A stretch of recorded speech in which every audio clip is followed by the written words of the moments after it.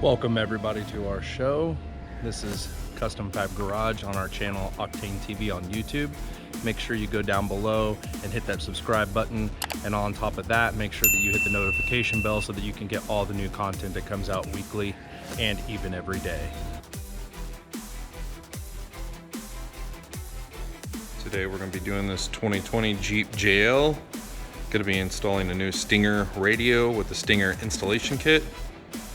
This poor Jeep has went through a lot. It used to have an Alpine in it, and unfortunately when this customer had purchased it from a dealership, they did not realize there was a rat behind the dash and it chewed through all the wiring. So it's been about 8 or 9 months we've waited on the parts, but we finally got them and we're getting ready to install those today.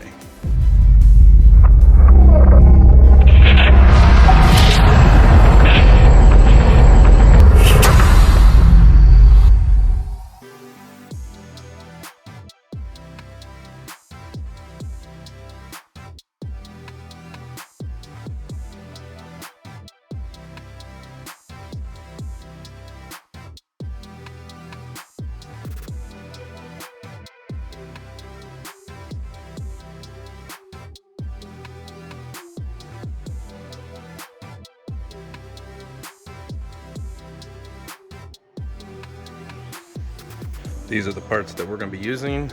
The HEIGH10, it's the 10-inch modular multimedia display system, the PNUNI 810.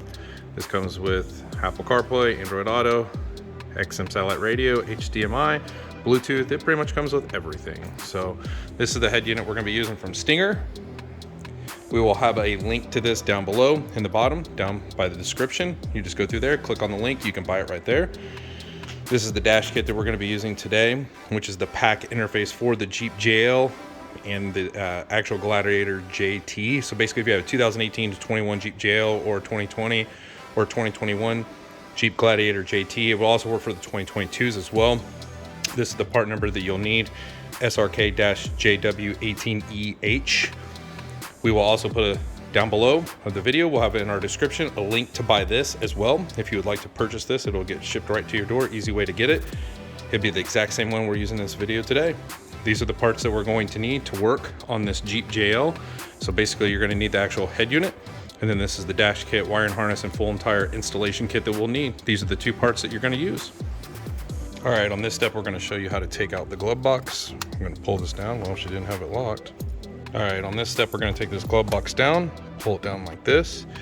On this side over here, it's kind of hard to see. There's a little lever right here. And it's kind of floppy back there. I'm not sure why hers is so floppy. Let's take a look back here. Okay, so it's basically right here. My God. Okay, supposedly if you just pull this forward or backwards. So hers unfortunately has been disconnected back here. That's why it's so wobbly. That's why it's like all over the place. It's the sucky part about buying it used. It's all tore up. Hers is disconnected, so you'll just want to pull it out of here and pull it out. But what we're going to do today is we're going to just pull this piece down right here, just push up like that, and then the glove box comes out just like that. Now typically you would have this still connected up here, but somebody's already disconnected that. That's what we need to get to, the CAN bus system right behind there.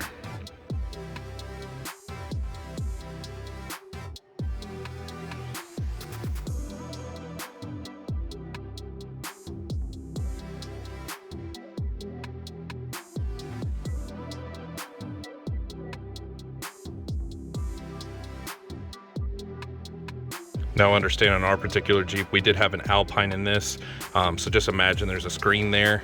But unfortunately, this particular customer bought this used, and rats chewed through the back of the Alpine and the harness. So just imagine there's an Alpine there. We actually had to take it out. Our first step of what we're going to do is we're going to remove this piece here, and we're going to remove the bottom piece down there. So I'm going to show you step by step on how you would take this out. Just imagine that there was an actual screen there. First step of what we're going to do is we're going to remove this piece, just like on the JKs. Basically, you can just pull this down. Oh geez, I say that. And then basically these clips will come, everything will come down here. Sorry, it's just like the JKs where everything just pulls down. This one's just a little bit tougher. The clips are a little bit more stiff. Next step we're going to do is we're going to take our panel pry tool, and you'll want to get right up in here or in here, and you'll want to just pull this piece back, basically just like that. You don't want to jerk on it too hard or break anything, but you just want to take your plastic pry tool and just get up underneath there, any crevice that you can get into. Sometimes these are really difficult to get in and out. Okay, we pulled with our plastic pry tool, and then this will come down. And what you'll have is, when you pull this down, is one plug here, one plug here. So you'll want to unplug those, and this piece will come out. You'll be left with this plug for the push to start, and then this plug right here for the actual HVAC. Now, if you actually have a bezel here, our next step to do is we will want to just take our plastic pry tool here, and you'll just push up on it, and then this actual whole bezel will pop off. It's a plastic piece. And then to remove the radio, you'll remove 1 screw, 2 screw, 3 screw, and then 4 screw. And then that will actually pull the radio out. And then what you'll be left with is all these harnesses here. Now, luckily, when this particular rat or whatever it was, it could have been a squirrel, could have been anything, to be honest. Luckily, they did not chew through all of the factory harnesses, or we would be in really bad shape. They just chewed through the Alpine side, thank God. But this is what you'll be left with when you unplug the actual radio right here, and then you'll want to take that out. And then we're ready to move to the center console step. Next, inside the center console, we're going to remove the T20 here and the T20 here. Then back here, now that we've taken these Torx off, we can just basically pull this back piece, will come right off, just like that. And then that piece will unsnap so that we can get back here. So we need to get back behind to get to the USB.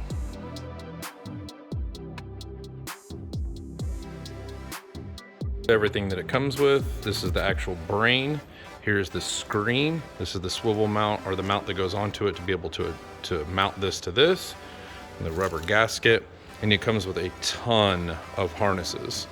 And each one of these does its own dedicated service and purpose on this. You got your main harness, your RCAs. I mean, there's just a ton of harnesses that this comes with. And it comes with an installation guide, which is really nice that it comes with that. There's also videos online on YouTube, just like the one you're watching. Got back strap, got all your hardware, even got your angled metal pieces here. So this is everything that it's going to come with, and each particular piece has its own purpose, like nav antenna. All these things you will actually need. Some of them are optional, like if you're not running an amp, you won't need the RCAs or anything like that, but you will need the brain and the head unit. Those are the two most important parts.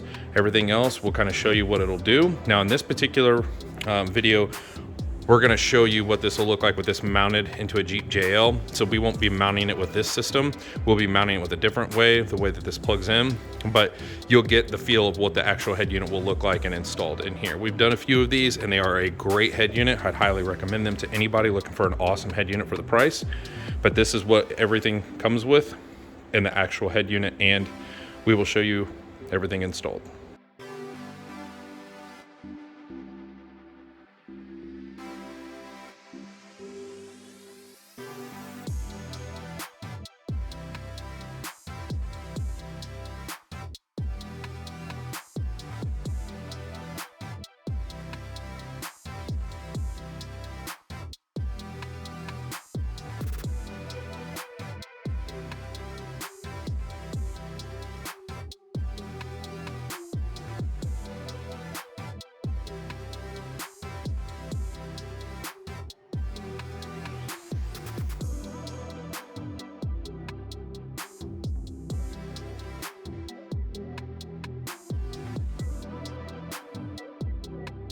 Do first is we're going to be mounting this to this. So basically what's going to happen is we're going to put this where the bottom feet are down here, and then this should just slide right into there. Like so. Yep, and it just slides right down in there. And I think what we're going to do is we're going to bolt it in from the back side back here. Yep, and then it has 4 position holes right there. Usually you'll have to put these orange pieces on, but these were already installed in here. This comes with a lot of mounting hardware. So there's 2 long ones, 4 mediums, and then 6 shorters. I believe it takes these 4 mediums right here that you'll want to put into this and then screw down. I'm almost 100% sure that's how it is. A lot of this isn't labeled, so I'm hoping I'm doing this correctly. We've got this to where all these are in, all 4 bolts are in. So basically this is all interconnected. So we're gonna leave this face down on our bubble and set this aside so we can start assembling the actual dash mounting kit. If you look at the dash mounting kit, it does have the lettering up here at the top. So that's how it's going to go. And then each one of these brackets is labeled LH for left hand. And then this one is labeled RH, yep, for the right hand side. So that's basically how the brackets are going to go. Basically what we have done is if you pull this out right here, this will go right into there and it slides right in. And then this is where we're gonna put our screws at, is right here. Next, what we're gonna do is connect 4 zip ties to each spot on here. And that way we can zip tie this and connect it in between both of these so that it will hold itself right into there.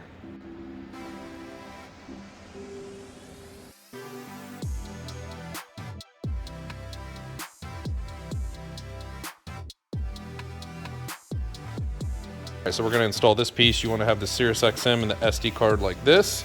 And then this is going to go right back here. And we're going to slide it down into these brackets. Not drop it like I just did. And then we're going to line up these holes. It's hard to film and do this at the same time.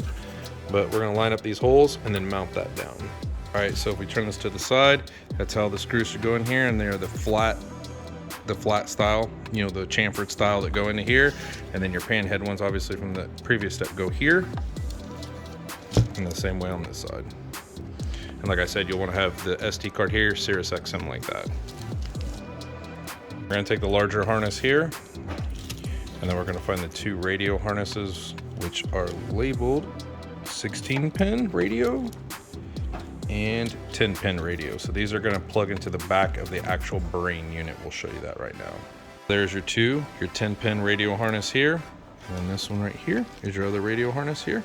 Plugged in there, so black and then white. And that's how they plug in. I'm gonna take our speaker harness adapter here, and we're gonna plug that in right down to one of these 2 ports, which is amplified and then non-amplified. And ours is particularly amplified, so we're gonna plug it into this first port right here.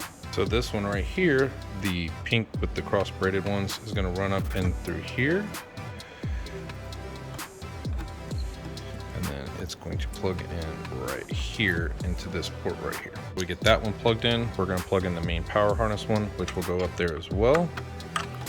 It's going to run underneath here, come up through, and it's going to plug into this port up here. And there's pretty much how that should look. Your power here, and then speaker, depending on if you're amplified or non-amplified. This one with a lot of wires in it is going to go onto this side and plug into this port. It should look like that when it's all done. Our yellow one is going to run up into here, and it's going to plug into the pack link right there.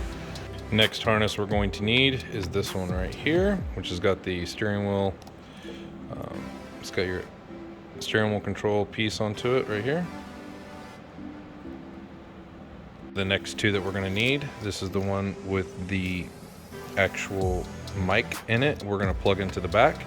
And then this is the one with the SW1 for steering wheel interface. We're going to plug both of these into the back of the actual radio. And we plugged both of those in right here, 1 and then 2. So now we have these connectors right here. I plug the steering wheel control piece right here coming off the harness. This headphone jack basically right here. You're going to plug this in to the right here. Plug this into the SW1 port right there. Boom. That's right in there. That's for the steering wheel. We're going to grab this connector, which there is one that's 6 inches and one that's 18 inches. We want to use the one that's 6 inches. And then we're going to plug into one of these ports here. And then the other one is going to plug in right there. And there it is plugged in, wrapped around all the way to here. We're going to need the 18-inch cable. Take this 18-inch one here, plug it in here, route it down through here, come out, and then we're going to plug it into this piece right here. Into the pack. We have this plugged in right here, and then now we're going to run the HDMI in. We run this cable over to here, run it into there. We're going to run our HDMI cable that came with it. We're going to run that into the out port right here. Next 2 cables that we're going to need, these are the black end and then the gray end on this blue cable. They're going to plug in right here.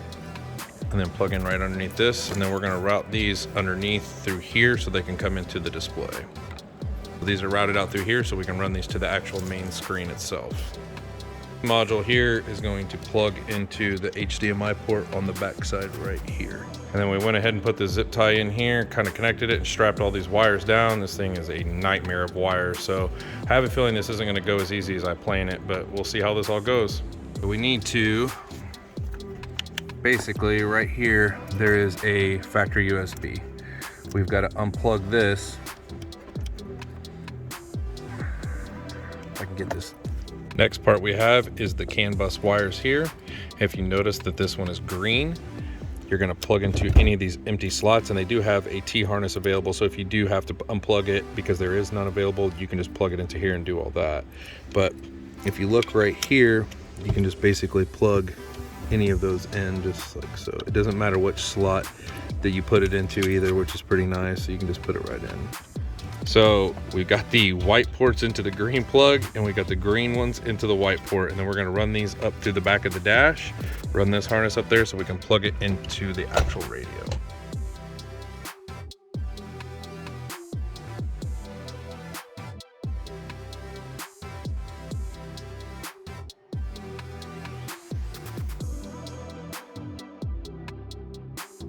Basically, we plugged our USB adapter here into our USB, and then we plugged our antenna, which is like a 40 EU10, into our antenna adapter. We got the cable right here, ran up here for our CAN bus system right through there. We just ran it down through there, and then we have our USB extension, which runs to the back of the center console, ran through there to the same side. We ran all three of our cables right here, which runs our speaker, our Bluetooth mic, and navigation antenna is all ran down this side. So every single thing is ran up into the dash to where now everything is ready to plug it into the actual unit itself, which there is a ton of wires back here, a ton. So you're gonna take the one with the gray plug on it, you're gonna plug it right here into the top USB, and then you're gonna plug the extension one from the back down to the bottom one underneath, right here on the bottom. So there's where your two USBs go, like this. Antenna that's plugged into your white port right here coming in is going to plug into your antenna that's coming off the back of the radio right here. Blue navigation antenna plugs into here. You're going to plug the red from the factory into this right here, CAN 1.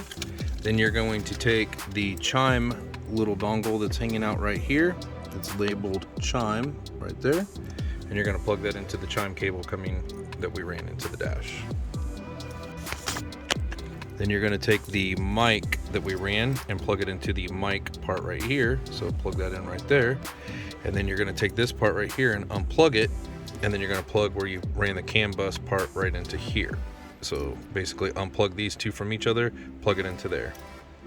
Hopefully all this makes sense because that runs over to the CAN bus into the glove box.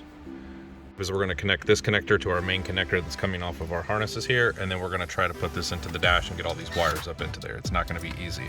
What we'll do is attach our 4 screws here to our bracket and get all these wires up into here, which is not going to be easy. I already can tell that this is not going to go like I want it to, because all this stuff is everywhere. You know what I mean? All right, so we're gonna clamp this down. I don't know. Yeah, so that's gonna. Pretty sure this is gonna have to go in, and then okay, we're clamped in, so that part's done. The hard part now is we've got to figure out how to get all these wires. Every single one of these wires has got to get hidden back up into this dash. And honestly, I'm not sure how all this is gonna fit, to be honest with you. All right, you can turn that. We got the HD retention box right down in here. That's where we've got that box right there with the HD cable. We're gonna try to fit all the rest of it back there. Wish me luck. All right, so we got this in.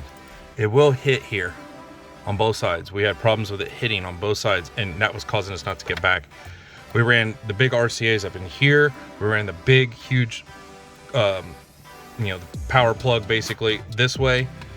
We ran obviously the HDMI part down here. We ran as many wires as we can up there. We pulled as many wires down this way.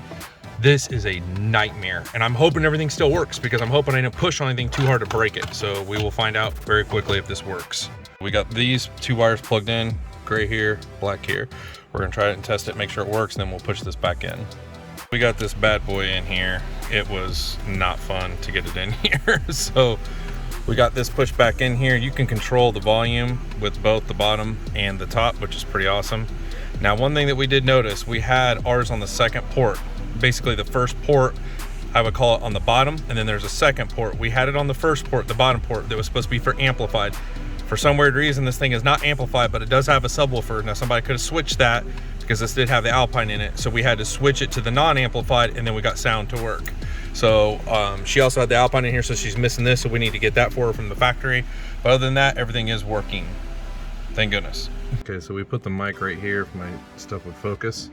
You got it right there, which I think is a really good spot. Now, everybody else runs the nav antennas up here, but I have never had an issue running the nav antenna right there. So that's where we ran it, but if it comes to a problem, we'll run it up on top up here. But to me, I think it's gonna get a better line of sight there, like I've done in every vehicle I've ever done in 20 years, than it is up here when it's got the top on it all the time. Because here in Indiana, I mean, you're gonna have to go through this whole top and everything because it's on there all the time. Very rarely do we take them off. So everything's all in there. He's mounting the speaker down here on the bottom, and we're gonna get all these wires cleaned up, and we're gonna mount the speaker down there to that bolt right there.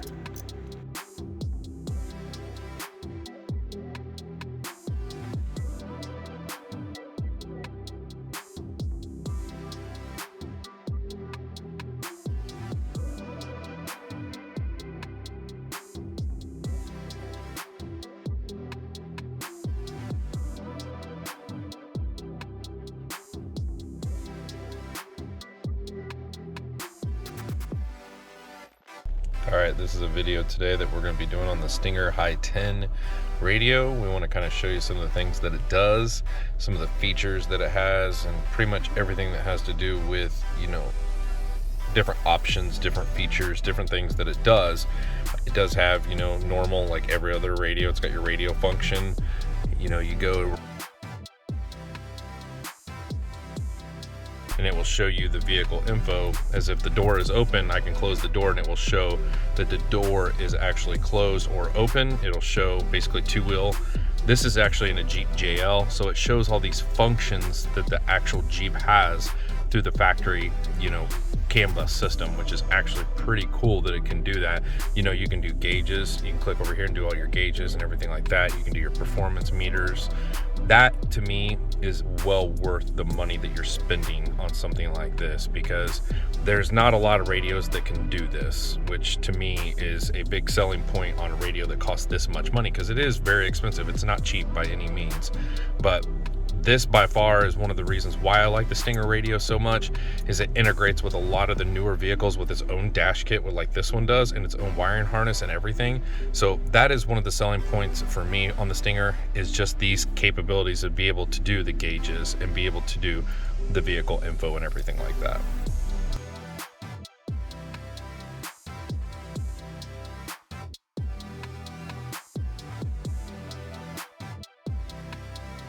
One of the other cool things about this radio that I think is pretty awesome for a radio that, you know, for this price point as well, is all your climate controls that are down here, you can actually activate the climate controls through the radio. So just by going back here and going by your climate button right here, you can actually activate everything that is down here up here as well. So instead of having like a hard button, you can use it digitally and do it over here with these buttons as well, which to me, having both is awesome, especially with having this diagram and everything like that here. So to me, it's more intuitive. It works more like factory and like OEM, versus, you know, you have none of these features available on a lot of the other head units available today, because they can't run through the CAN bus. They can't run through any of those type of OES or the OEM system. They can't run through that. So this is another big selling point on the Stinger High radio, is that you can actually use this with the factory CAN bus system on certain vehicles. It's not all, but it is certain vehicles,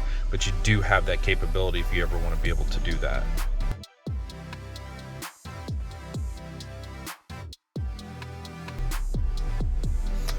So a couple things I have learned recently by going through a lot of videos and things like that.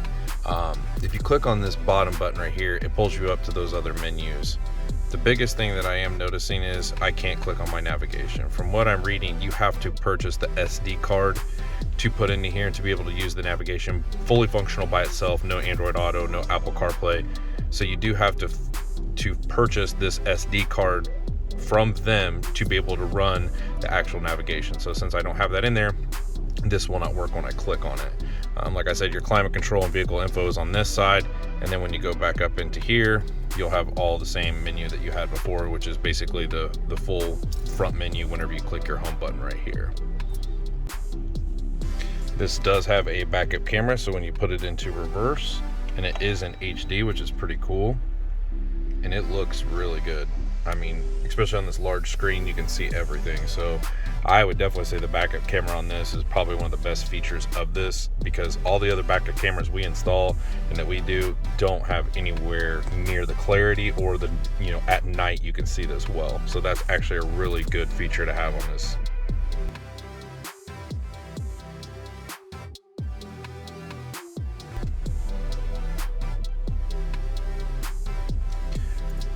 In my honest opinion, I would highly recommend this radio to anybody, especially for the features that it has, for everything that it does, you know, come with out of the box, and what it does do for many different vehicles that are out on the market today, especially like the Jeep Wranglers, you know, the JT for the Gladiators.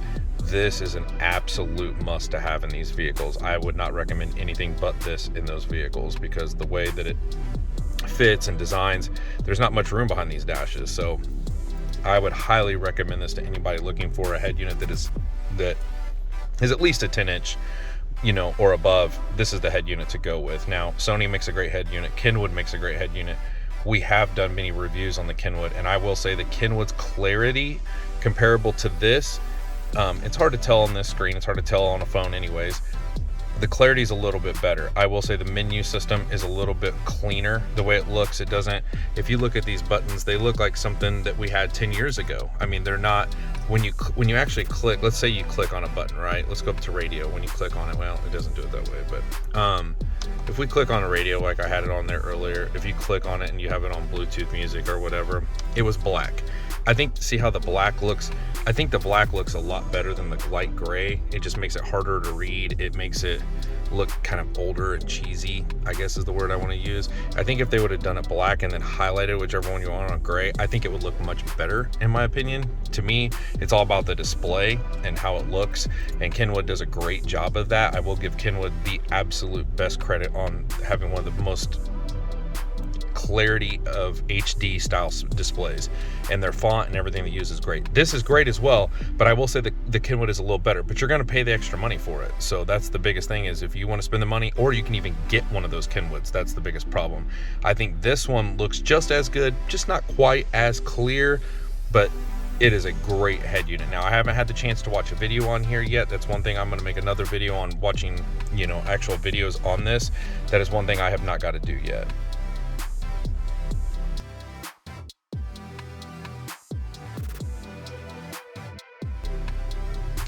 One of the cool things about the HEIGH10 and the Jeep JL is you can control the volume with the knob down here and the knob up here.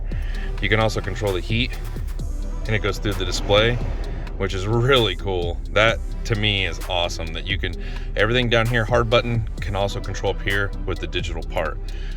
I mean, honestly, they did a great job integrating everything from the factory into this. Still uses the USB in your center console. If I had a USB, it would use that. It basically utilizes everything from the factory and incorporates it into the radio.